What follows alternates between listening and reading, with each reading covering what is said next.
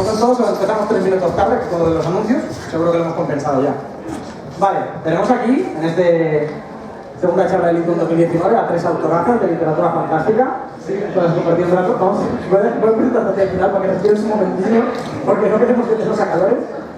Empezamos por Rocío Vega, autora de La compañía Babel, que la acaba de sacar ahora. Tenemos a Gemma Bonín, que ha sacado, lo tenemos a dar el título, es Arena Roja y Arena Negra. No sé por qué me sale al revés. Y tenemos a Aranza Serrano, autora de la saga Neighborhood. ¿De qué venimos a hablar aquí hoy? Venimos a hablar de la nueva fantasía del siglo XXI. Género fantástico, es un género tan viejo como la humanidad misma, pero se ve que ha evolucionado bastante. Y aquí tenemos a 3 autorazas que son muy representativas del género, sobre todo a nivel de España, y que nos van a dar sus opiniones de cómo ha evolucionado y cómo está actualmente. Entonces, antes de nada, antes de empezar a decir dónde viene el género, cuáles son vuestras fuentes, o sea, ¿por qué? Es decir, el género fantástico no es un género que sea históricamente muy valorado por el público general. ¿Por qué escribir fantástica? ¿Rocío? Yo me he criado leyendo fantástica. Creo que era lo que me pedía el cuento. También escribo ciencia ficción, pero me siento más cómoda escribiendo fantástica. ¿Y por qué? Pues por la gran cantidad de posibilidades que ofrece. La ciencia ficción ofrece muchas posibilidades, es, como decía antes Aisea, ciencia ficción es easy, pero la fantasía es... No tiene límites, es todo lo que tú quieras hacer. Por eso escribo fantasía, porque me permite crear sitios. En mi caso, no fue realmente que no te sabría dar una respuesta concreta, porque yo no hubo un momento en el que dijera, pues voy a escribir fantasía. No fue una decisión que tomara de forma consciente, simplemente para mí fue lo natural, porque la fantasía es algo que solo podemos encontrar en la ficción. Entonces, cuando yo empecé a escribir, claro, para mí lo lógico, si me metía en un medio como la literatura tan amplio y tan ilimitado, lo lógico era irme a lo más inaccesible de la realidad, que es la fantasía. Era la manera de, no sé, de expandir más mi mente, mi imaginación, de ponerme más a prueba. También me parece mucho más interesante que otros géneros más cercanos a nuestro día a día. Y simplemente, desde que era pequeña, era algo que me llamaba la atención más que cualquier otro y para ahí que iba. ¿Por último? Pues...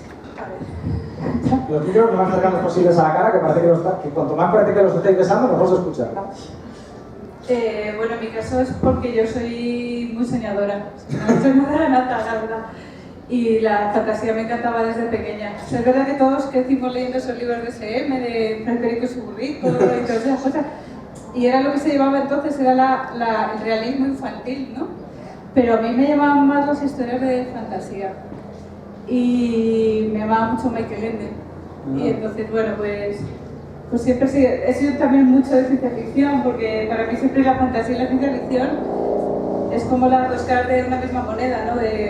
Una se proyecta hacia el futuro y otra hacia el pasado, pero en el fondo es construcción de mundos, de sociedades alternativas, de realidades que no existen, y todo lo que me haga soñar, pues a mí me apasiona. Y que conste que con el tiempo, desgraciadamente, me he dado cuenta de que hay un estigma grandísimo con la fantasía a nivel de literatura general. O sea, la fantasía está totalmente despreciada, vilipendiada. Somos los últimos de vagón. Si os dais cuenta, fijaos en la cantidad de premios Nobel de literatura que han dado a la fantasía, nada. Ni siquiera me que venden o se la caen. Y ahí estamos cada día, pues intentando hacer ver a la gente que por escribir de mundos que no existen no somos peores plumas ni somos menos literatura. Ya que a todos parece que nos viene de atrás, de que es lo que hemos leído, es lo que hemos metafóricamente mamado de forma literaria, y al final es lo que echáis, si tuvierais que decir un libro que os ha marcado, tanto como lectores como autoras, quiero decir, no solo este me ha dado la idea para hacer no sé qué o esta experiencia, un libro que os haya marcado de la fantasía es mi género. Os voy a decir una cosa, de que yo aquí, como os he dicho hace poco, quiero que os interrumpáis, que esto sea más, que sea todo lo dinámico posible. ¿Cómo era la frase que dije hace poco en el debate? Que os interrumpáis con educación o algo así, lo habían dicho. Entonces, a la que le salga, adelante. Voy a ir yo primera para quedármelo yo, porque ahora de vosotros quiero decirlo. Pero para mí, el libro de fantasía que más me ha marcado y más me ha hecho ver hasta qué punto puede llegar la fantasía es La historia interminable.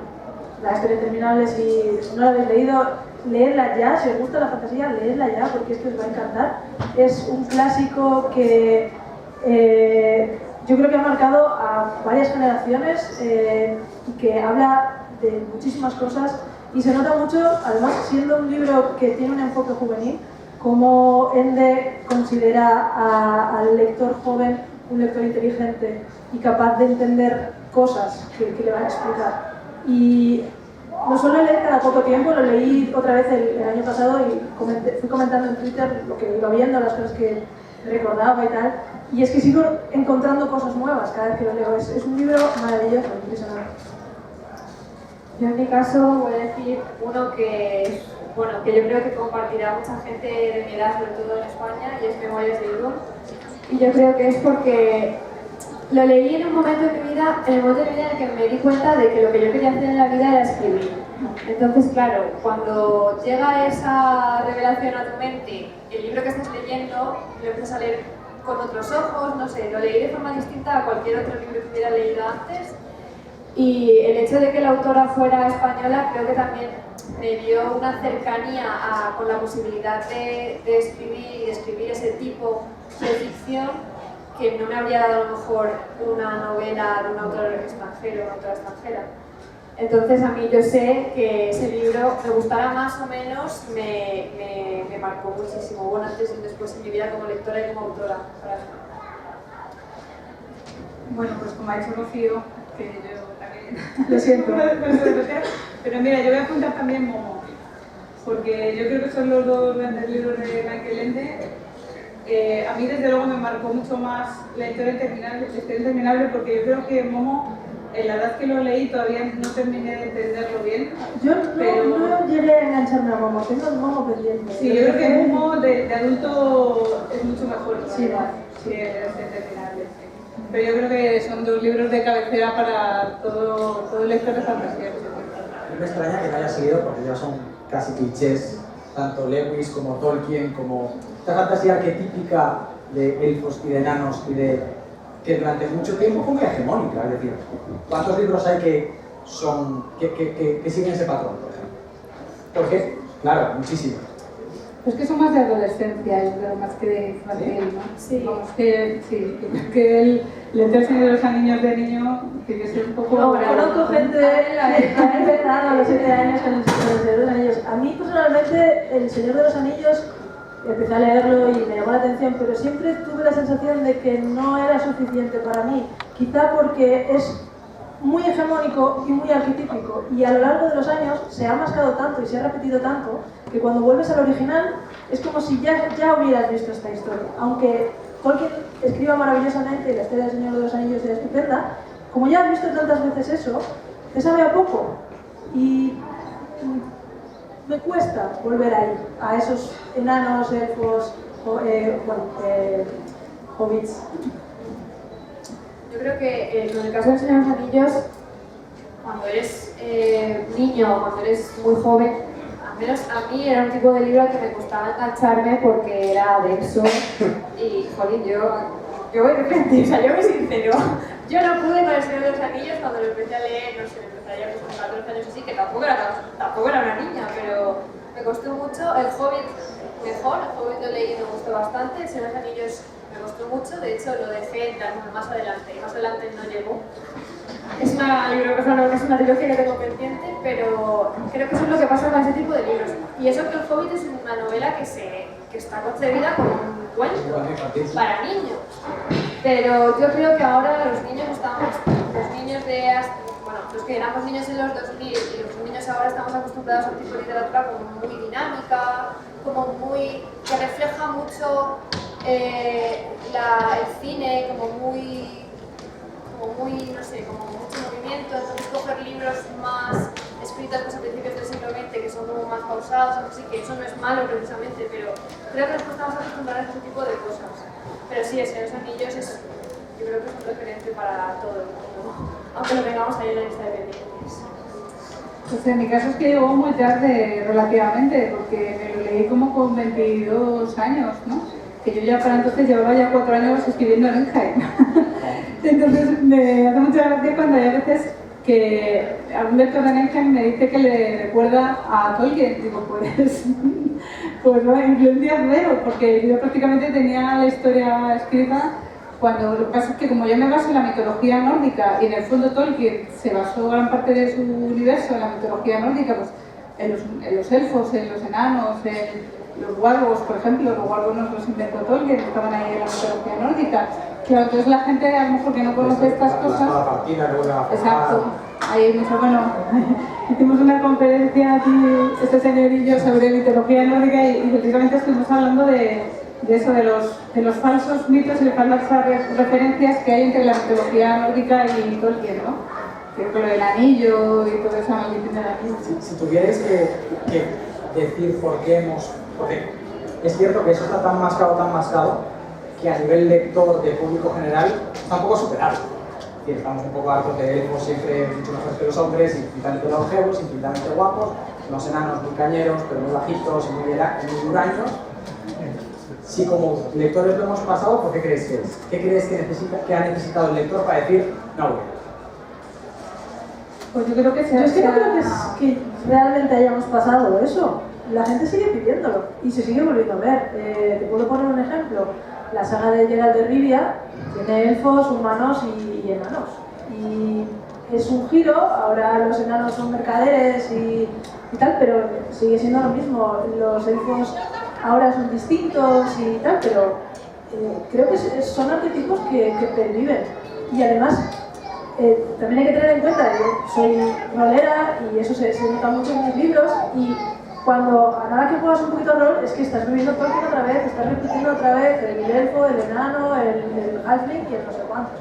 Y es repetir, repetir y repetir. Entonces, se pueden meter cambios pequeños y se puede cambiar y que ahora pues los orcos sean los buenos o que ahora los elfos sean piratas, por ejemplo. Pero no es, yo creo que no lo hemos pasado. La gente sigue pidiéndolo y lo siguen aceptando perfectamente. Fíjate que no estoy de acuerdo. ¿No estás de acuerdo? No. Yo sí que noto en los lectores ya un cierto agostamiento de elfos, enanos, todos juntos hablando. Como que se ha convertido en algo... Yo creo que ya la gente está súper aburrida de los elfos, no quiere elfos ni enanos. De hecho, a nivel editorial, huyen bastante ya de esto. O sea, y creo que una de las cosas, por ejemplo, que en Penguin se valoró más de Enheim es que no caía en lo de la raza.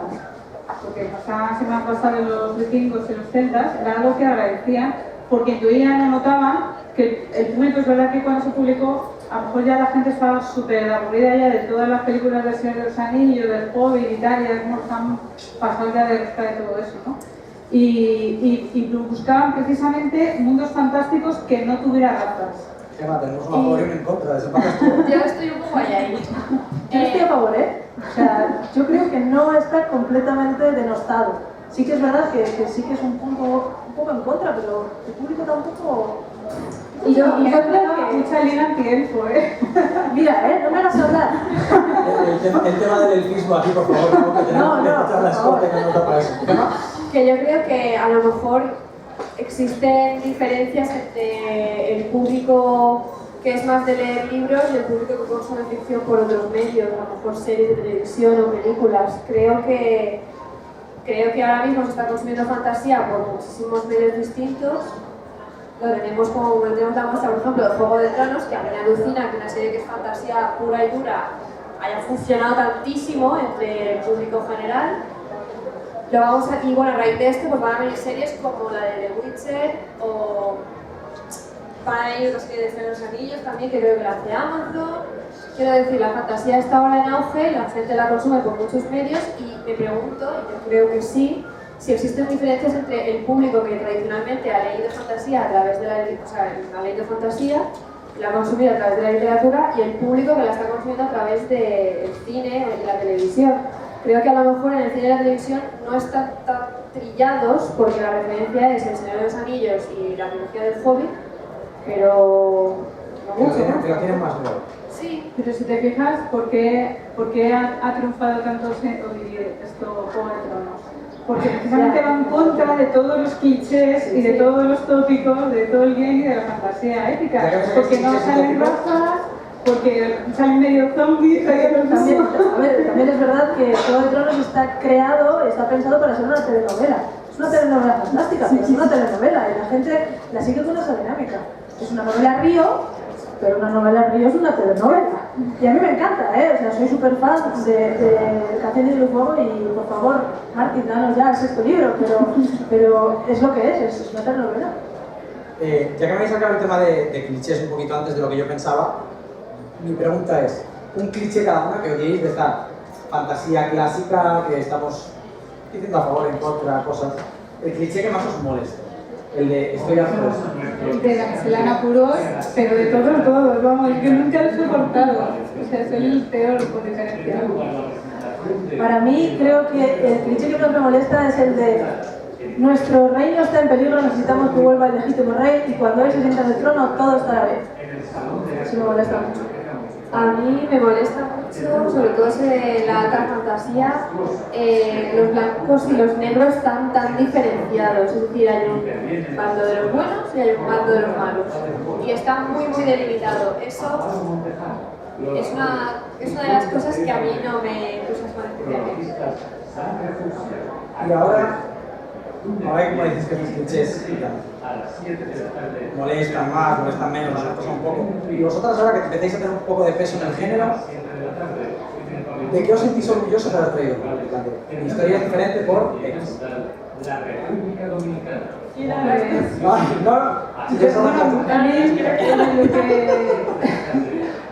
Lo que me dicen que yo tampoco fui muy consciente de estar innovando fue porque todo el mundo normalmente se inspira en la Edad Media como base para crear su mundo de fantasía, ¿no? En mi caso no me basé bueno, en la Edad Media también, pero no tanto en la Europa occidental, sino en los vikingos. O sea que hasta ahora es verdad que no se había hecho un mundo fantástico inspirado en el mundo nórdico. Bueno, está la serie de Vikings, pero a nivel de novela y sobre todo. No, pero yo lo hice antes. Eso sí. Pero Vikings es más histórica. Sí, no es fantasía, pero es verdad. Yo, la verdad, estoy orgullosa de haber utilizado la ambientación andalusí de Al-Ándalus. Tendría que ser una Edad Media, principio del Renacimiento, situada en Al-Ándalus, un piso de culturas y reclamando lo nuestro, porque siempre cuando pensamos en fantasía siempre tendemos a tirar a lo anglosajón, siempre al feudalismo inglés, y creo que tenemos un montón de historia nuestra propia que podemos explotar y que podemos traer de nuevo a la palestra y volver a hacer popular, bueno, o hacer popular. Y a la gente le gusta bastante y le gusta encontrarse heroínas que comen chorizo. Es algo raro y que a la gente le mola. En mi caso yo creo que es eso lo que he comentado antes, que no me gusta, que son límites muy marcados entre los buenos y los malos, entre el héroe y el villano.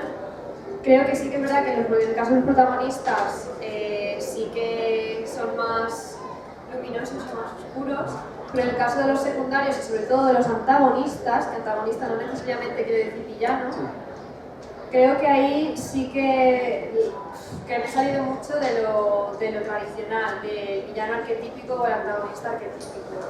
Y eso es una cosa que a mí me gusta muchísimo trabajar y explorar y con la que estoy contenta y por lo que el feedback que he tenido de mis lectores también les parece muy interesante. Ahora que hemos cambiado de milenio, hemos pasado de estar tan en Señor de los Anillos y tenemos cosas un poco más abiertas, tenemos más Sanderson, tenemos más, vamos a decir, Simon, podemos decir Rothfuss, podemos decir Alcronis, será para autores. ¿Qué diferencia veis de ellos, de esos nuevos movimientos de fantasía, y luego podemos tirar también un poquito más del tema nacional, con respecto al anterior? ¿Con qué innovan? Martin, por ejemplo, que en ese caso también podemos notar un poquito el maniqueísmo de ni todos son tan buenos, ni todos son tan malos. ¿Cuáles son las características que veis de ahora hemos cambiado? Hemos tirado lo anterior un poquito por detrás, un poquito, porque sigue habiendo a veces, pero hay una nueva oleada de fantasía. ¿En qué lo veis? ¿Por qué decís ahora ha cambiado?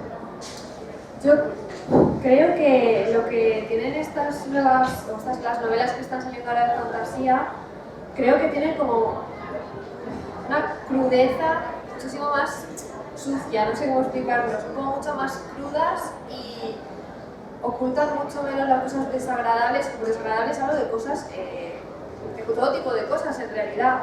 No son tan, es decir, como siempre hablamos de bien y el mal, de cosas que se hacen bien y cosas que se hacen mal, pero de forma muchísimo más realista, de forma muchísimo más, pues eso cruda que estás leyendo y dices, eso creo que con la fantasía del siglo pasado pasaba menos. Creo que era un poco más blanca en ese sentido.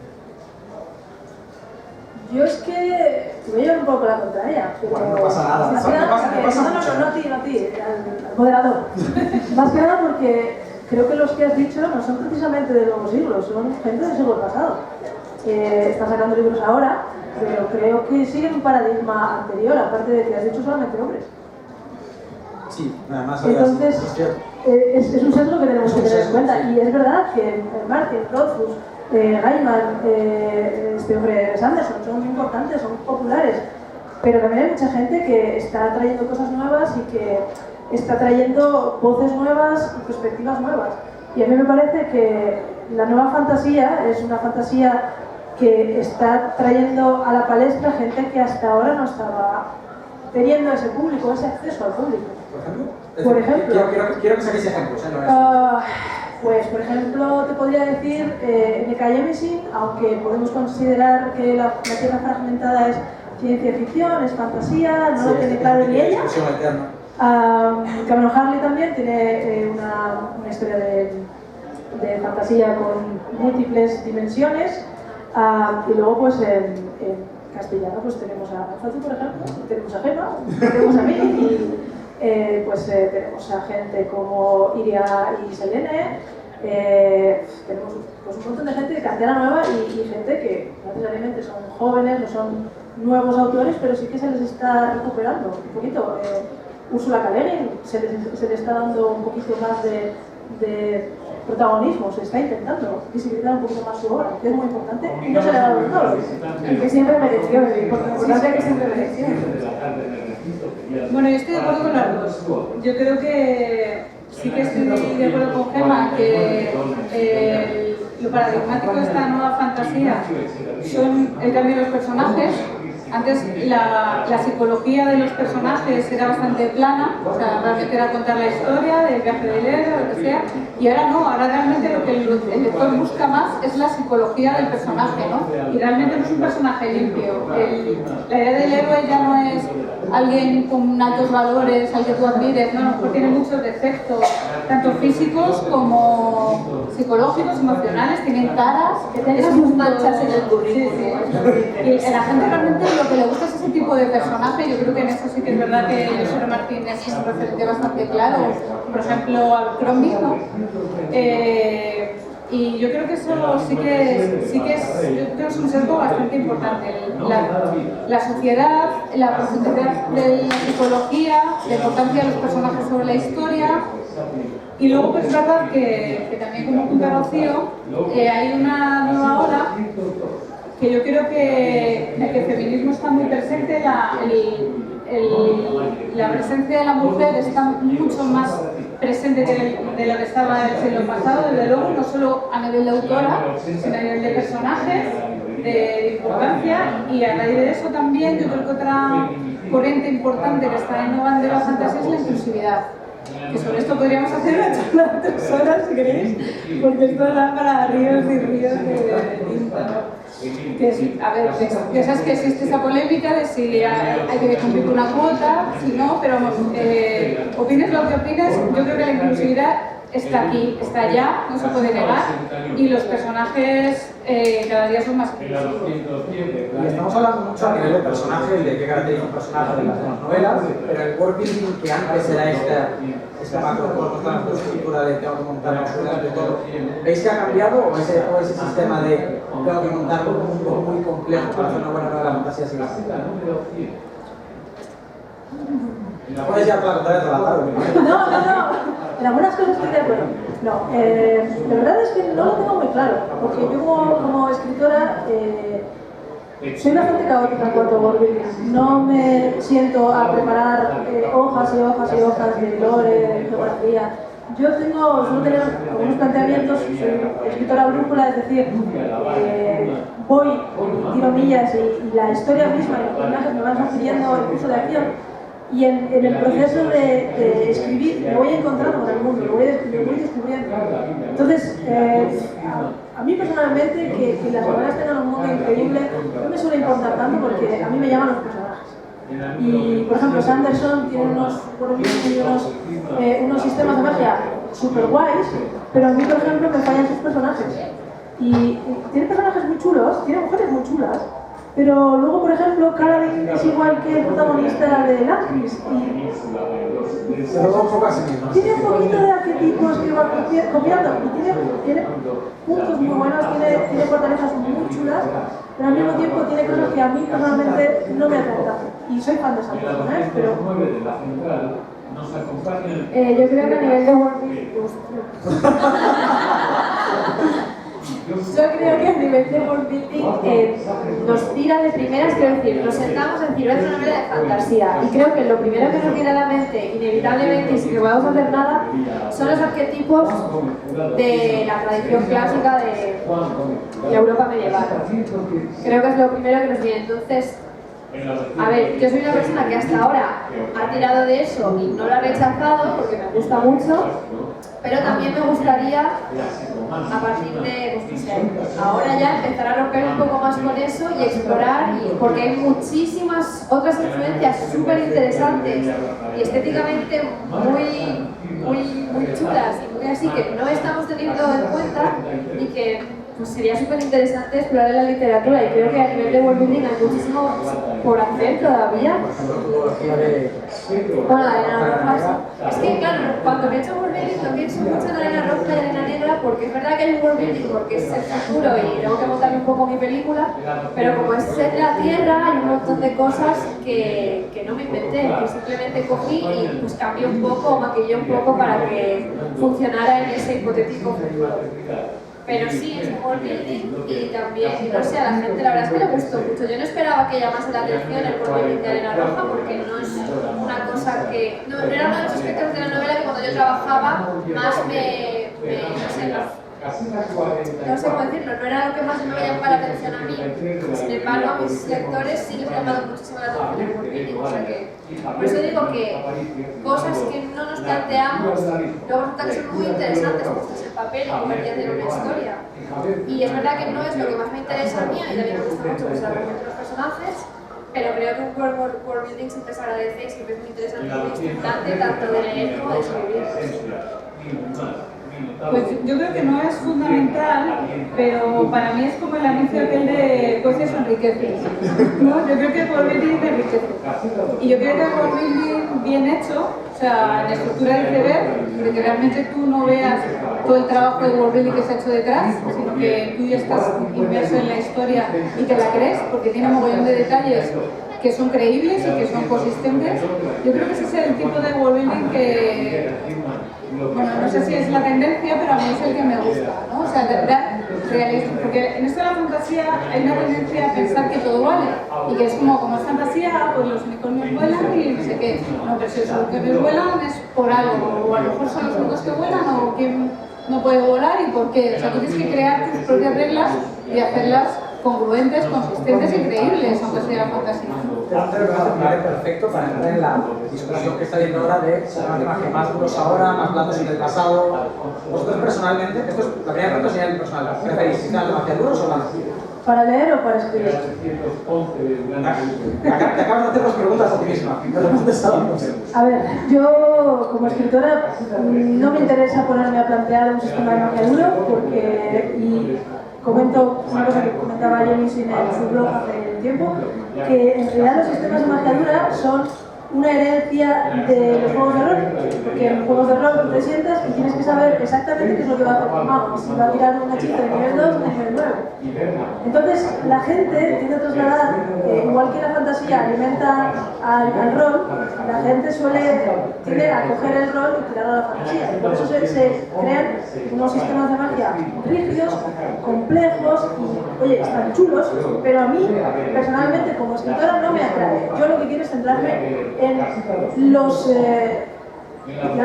las contradicciones de los personajes, cómo crecen, hasta dónde llegan, cuáles son sus sueños. Eso es lo que, en lo que yo más invierto energía a la hora de escribir. Sí que es verdad que me gusta leer los duros y creo que los sistemas de magia, por abiertos que sean, un poco duros que sean, sí que tienen que tener una lógica y sí que tienen que tener unas reglas. No unas reglas necesariamente como las que dice Sanderson, de tiene que hacer esto, esto y esto, controlando siempre, evitar los deuses máquina para que pues, el listo de turno no lo solucione todo haciendo un Gandalf, pero sí que me gusta dejarlo al aire y ni siquiera saber yo hasta qué punto puede llegar la magia. Sobre todo porque así me sorprendo yo a mí mismo a la hora de leer. Yo en mi caso no tengo una preferencia clara. Yo creo, bueno, hay historias que exigen un sistema duro y historias que exigen un sistema blando. Y hombre, dentro de eso, con que esté bien planteado y tal, me vale cualquiera de los dos. Siempre y cuando el blando no sea lo suficientemente blando como para que no te lo creas y el duro no sea tan duro como para que te lees el libro y no te enteres de cómo puñetas va el brillo. Dentro de eso, a mí cualquiera de los dos me vale y los dos me parecen interesantes tanto de leer como de escribir. Pues es que me vas a pegar la ignorancia, pero es que...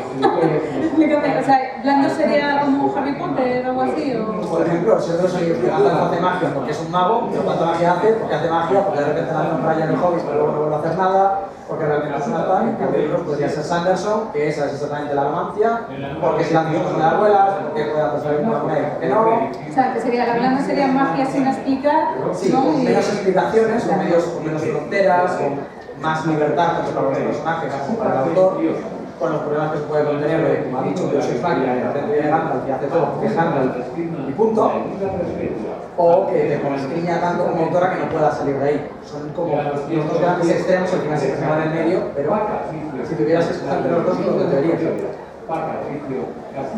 Bueno, la verdad es que como lectora a mí no me importa, estoy un poco como Rocío, estoy más a las cosas. Estoy más a que me impacte el personaje, me enganche la historia, que no sea bueno, no sé. Y si la explican a magia o no, eso me da un poco igual. O sea, por ejemplo, pues en El nombre del viento, una de las cosas que me gustó mucho era que es un sistema de magia muy novedosa y tal, pero si no lo hubiera tenido, por ejemplo, en el interminable nunca explica la magia ni nada de arte, ¿no? Y a nadie le importa. Claro. O sea, pero bueno, como escritora, a mí sí me gusta, tengo una mente un poco científica y racional para esto. Y aunque sea magia, yo siempre le busco la explicación, incluso científica, a por qué sucede esto y cómo podría ser la manera real. Y ahora ya no vuestra preferencia personal, ¿qué pensáis que prefieren? Yo creo que lo mismo. Creo que ambas cosas, hay público para todo. Hay gente que le gusta sobre todo la magia dura y tal, porque esto es un poco como la ciencia ficción. Hay gente que prefiere la ciencia ficción dura y quiere que llegue alguien y te diga, te voy a explicar cómo funcionan los motores de mi nave. Lees ahí a tope, me encanta. A mí personalmente, pues me da igual cómo funcionan los motores de la nave. Yo lo que quiero es saber a dónde me puede llevar. Y hay lectores para todo. Yo, por ejemplo, en la compañía Amable, el sistema de magia que hay consiste en que los hechiceros, cualquier persona que tenga los conocimientos suficientes, puede invocar un ser de otro plano, un demonio o un elemental, y lo puede atar a personas o a objetos para crear objetos mágicos, y en caso de personas para que esa persona pueda lanzar hechizos, con unos tatuajes o con unas inscripciones que necesitan una voluntad. Pero a la gente le gusta, ¡guau, qué guay! Eso de que te ates los demonios al cuerpo. ¿Cómo funciona? Funciona porque es así, ya está, mola. Yo creo que los lectores, si hay una tendencia, yo creo que la tendencia es que ya no les vale el todo vale.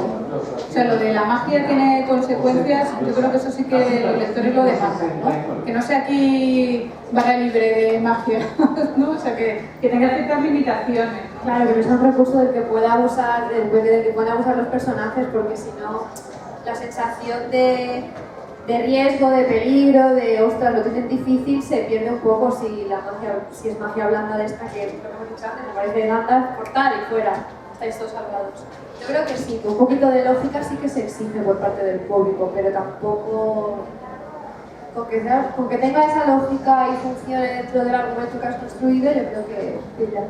Y así para hacer un poco de cierre, hemos visto más o menos un poquito, muy a grosso modo, una evolución de la fantasía hasta hoy, hemos analizado un poquito hoy. ¿Dónde la veis dentro de 10, de 15, 20 años? Tanto dónde la veis como dónde os gustaría que estuviera. ¿Qué os gustaría pedirle al género fantástico? Yo creo que la fantasía va a seguir, como decía Gemma, se va a seguir abriendo, vamos a tener más series, más películas, se están haciendo un montón de remakes y reboots de sagas antiguas, como Cristal Oscuro, que la van a sacar otra vez de Netflix, o sea, la nostalgia es muy potente y creo que, sobre todo en los 80, ha habido muchas sagas y muchas películas de fantasía que a todo el mundo le ha quedado en el imaginario colectivo, ¿no? La princesa prometida y tal. Entonces va a volver porque a la gente le gusta la fantasía, aunque sí que esté denostada en los círculos intelectuales, a la gente le gusta la fantasía y a los lectores les encanta la fantasía. Y yo creo que va a continuar así, va a seguir expandiéndose. Quizá en algún momento los académicos y los intelectuales lo consideren digno de un Nobel, estaría guay, pero tampoco me obsesiona.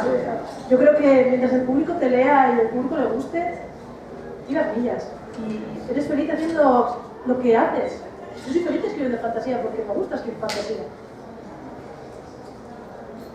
Bueno, a mí no me da igual, fíjate. A mí me duele ese menosprecio. Me parece hiriente. Porque es un menosprecio de superioridad, ¿sabes? De verte por debajo. Y me parece que es tan injusto y tan injustificado que no me puedo quedar indiferente ante eso, ¿sabes? O sea, no es que mi vida, o sea, no me levanto por las mañanas y tengo malditos académicos. Igual lo he dicho como más indiferente de lo que en realidad es. Lo que quiero decir es así, es cierto, es injusto, pero tira para adelante. Da rabia, pero no vas a dejar que te amargue tampoco. O sea, que tú fíjate cómo va la historia, que bueno, a mí me representa un agente literario y que representa también a otros escritores fantásticos. Bueno, pues os diré que es una excepción en el mundo de las agentes literarias porque ninguna agente quiere representar autores de fantasía, porque no rentan, porque venden muchísimo menos que el resto de autores. Bueno, en el caso, pero casi todos mucho. Y la mayoría de los que estamos representados, la eterna pregunta es ¿y cuándo te vas a pasar al género histórico? Porque el género histórico ya sí, ¿sabes? Eso está mejor que el federado. Y es tan triste y me duele tanto. O sea, ¿por qué no te consideran? Y además os voy a hablar otro ejemplo más sangrante todavía. Tengo un amigo que es rolero, de hecho mi máster de rol, y tenía una saga de fantasía épica, también ha tenido la suerte de que le ha cogido un agente literario y le ha dicho, no saques la saga de fantasía, escribe un libro mainstream y cuando ya te hayas hecho con un nombre, entonces saca tu saga de fantasía. Y acaba de publicar su primer libro con Planeta. ¿Y por qué? ¿Por qué tenemos que hacer eso? ¿No? A mí eso quiere decir que es una elección personal, pero a mí me indigna y me parece muy injusto. O sea, ¿por qué no puedes escribir lo que quieras? Porque los demás te menosprecian, ¿no? O sea, ¿por qué tienes que hacer, no digo impostar, pero, o sea, ¿por qué tienes que hacerte valer de otro tipo de géneros para luego decir, no, que también escribo fantasía, ¿no? Está feo, pero luego es que es selección personal. Es que, o sea, entiendo lo que quieres decir, pero yo tengo esa sensación con otras cosas diferentes, no por el género que escribo, sino por las cosas que escribo o a quién se dirigen las cosas que escribo. Eso ya es según cada uno vea su carrera y según la intención que tenga de escribir. Yo no descarto que alguna vez escriba ficción literaria, pero es que no es ni de lejos lo que quiero escribir ahora mismo. Entonces iré pasitos pequeños y que me acoja el público que quiera, que me acoja la editorial que me quiera. Si no me cogen Planeta, pues ellos me pierden. Pues es una lástima. Pero... Sí, no, sí, o sea que cada uno lo elige y a día de hoy, como yo no me gano el pan con esto, seguiré escribiendo fantasía, que es lo que me gusta. Pero, no sé, a mí me llega mucho esa rabia, la verdad. No estaba contestando. No pasa nada, me parece perfecto. Esto tiene que ser así, fluido. Lo que no sé si Gemma respondió al final. La pregunta era dónde vemos la fantasía. Tanto dónde la veis dentro de 10, 15 años, como dónde os gustaría que estuviera la carta de los Reyes Magos. A ver, a mí me gustaría ver más hibridajes entre géneros, incluyendo el fantástico, claro, pero eso, leer un libro y que no sepas qué es. Que a mí en realidad cuando me está pasando me da rabia, en plan, ¿pero esto qué es? Pero me estimula mucho y me parece muy interesante y creo que por ahí hay una vía de exploración muy guay, la verdad. Me gustaría que fuera por ahí, en plan, mezclar fantasía con ciencia ficción, que ya se hace, pero que sea una cosa como más común y cosas así. ¿Y dónde creo que va a ir? Pues creo firmemente que Juego de Tronos va a marcar, o está marcando ya una tendencia muy fuerte, y es eso, es fantasía más cruda, incluyendo elementos, bueno, es que mezcla un poco lo familiar con cosas más nuevas. Yo creo que va a ir un poco por ahí, utilizando fórmulas que conocemos, pero retorciéndolas y tergiversándolas para que sean novedosas sin ser totalmente ajenas al público. Yo creo que va a ir un poco por ahí y a raíz de eso, pues ya, a saber. Y en plan minuto de oro, si tuvierais que hacer una recomendación de un libro de fantasía que ya podríamos considerar hasta clásica y de uno nuevo, ¿qué dos sería? Pillado. Ya. Atención, ¿eh? Totalmente recibo. Hombre, por supuesto podemos recomendaros a las tres, porque eso No, yo es un acierto siempre. Yo creo que ya lo tengo. De más clásica voy a recomendar La Princesa Prometida porque es que es... Bueno, es que me gusta mucho. Es muy guay. Es muy guay. ¿Sabes qué me pasó con La Princesa Prometida? Que yo A la ver. tenía, la tenía en un altar, porque para mí siempre fue guau, y yo me leí el libro antes que la película, ¿eh? Espera, lo que vas a decir nos va a hacer bajarla del altar a los demás porque entonces no lo quiero saber. Mira, solo voy a decir una palabra, que es Valeta. Pues que... Pues que ahora la veo de otra manera diferente a lo que me veía. Bueno, que dices el personaje femenino como personaje femenino. Ya. Florero que no ve nada en libros. Bueno, también, a ver, tiene que haber con personajes femeninos, lo interesante es que haya todo tipo de personajes femeninos. Y en ese libro en particular, pues no vas a encontrar un personaje femenino especialmente. Bueno, vale. Pero bueno, es un personaje. Se trata de una fantasía muy arquetípica. Claro, es una cosa muy arquetípica, pero que dentro del arquetípico funciona. Y además es que dentro de la ficción es un manuscrito encontrado. Sí, el resumen que hace William Goldman de un libro de un tal Morgenstern. Entonces, A ver, sí, yo me encanta la ironía y el cinismo que no aparece para nada en la película. No, la película... O sea, por favor, leed ese libro porque la persona no se ve eso, no estila ese cinismo, esa ironía que tiene William Goldman. Pero también es verdad que es un libro de los años 80. Claro. Y ahí es verdad que la mujer no tenía el lugar que ocupa hoy en día, que a mí me parece, por ejemplo, un punto muy a favor de hablando de hacia dónde va. O sea, cada vez la presencia más grande de personajes fuertes, de personajes protagonistas y ojalá que sea cada vez más inclusivo y que todos los aspectos, no solo los femeninos. Dentro de lo clásico, pues eso, esto, La Princesa Prometida, que no sé, yo lo recomiendo mucho porque es un libro que considero que si te gusta el género, pues está bien leerlo. Y luego de ya más nuevo voy a recomendar, esto lo recomiendo siempre, ¿vale? Que es La Caída de los Reinos de Morgan Roach, que es que son seis libros, es juvenil, aquí los publica SM, y es que yo es una trilogía, bueno, una trilogía no, son 6 sagas. ¿Tesalogía? Sí. Es que yo pensaba que iban a ser 3 al principio, luego me vi la sorpresa y el pastel, y yo feliz, claro. El caso es que yo me empecé a leerlo y primero dije, bueno, not bad. Y luego aquello fue hacia arriba, ya no bajó nunca, y yo la recomiendo mucho esa saga, La Caída de los Reinos. ¿Rocío?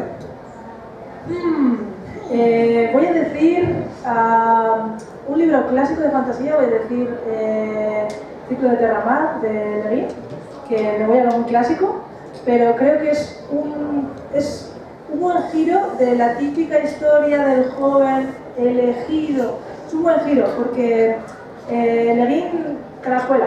El primer libro es muy normal, muy de chaval elegido con su superpoder que hace sus cosas, pero te va metiendo su historia y te va enseñando simplemente el mundo es diferente, no es un mundo continental como los de Tolkien, por ejemplo. Es un mundo hecho de archipiélagos, la gente no está en la Edad Media, es una era de bronce, muy interesante. Y de libros nuevos, no voy a decir un libro, voy a decir un cómic. Voy a decir la saga de Saga, de Brian K. Vaughan, que es de esas que no sabes si es fantasía o ciencia ficción, es una mezcla. Y es una historia muy guay sobre cómo dos personas que se quieren pueden dejar de lado sus diferencias y crear algo nuevo, que es su hija Hazel.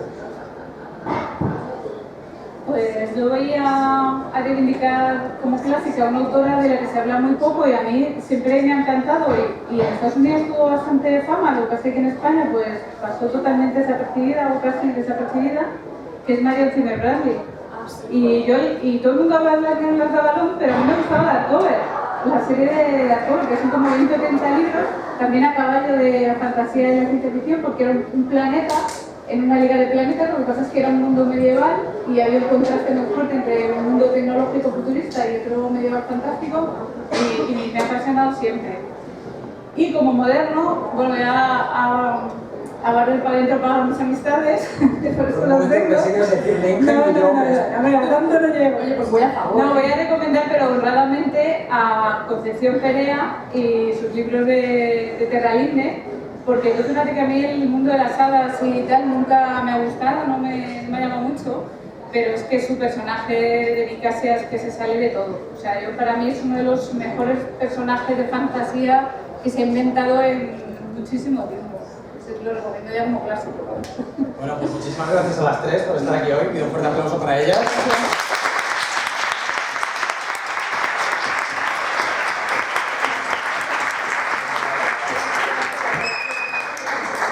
Y ahora vamos a hacer el lote de sorteo.